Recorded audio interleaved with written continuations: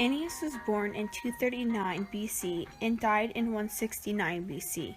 He was born in Rudae, which was located in southern Italy. Ennius knew 3 languages: Oscian, his native tongue; Greek, what he was taught in school; and Latin, the language of the army, with which he served in the Second Punic War.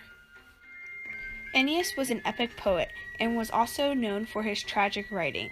He was the most influential of the early Latin poets. Ennius introduced himself as a reincarnated Homer.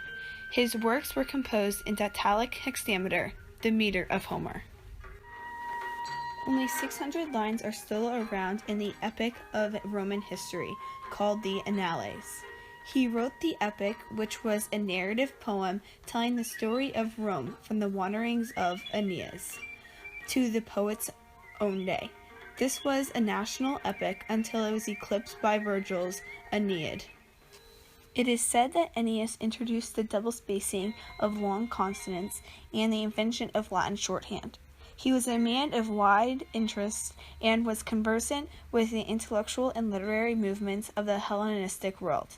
He created and did not fall short of perfecting a mode of poetic expression that reached its greatest beauty in Virgil and was to remain preeminent in Latin literature. As a writer of comedy, Ennius was evidently less successful, for only 2 titles are well known. Ennius had 2 great contributions to Roman culture, one being that he adapted Greek tragedies and he made Greek ideas current at Rome. The other impact was that he had a direct influence on subsequent writers. He also influenced future Roman poetry by writing and living under the patronage of certain influential individuals, and in return for celebrating them in his poems, he received Roman citizenship and a valued place in society.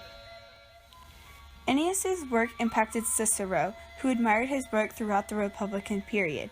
High remarks were visible in Horace's work and became more visible in Seneca and Martial's later on. Lucian, a Neronian epic poet, studied Ennius a lot before his work was hard to find. Ennius was studied a lot during the 2nd century AD, but by the 5th century AD, his works were hard to find.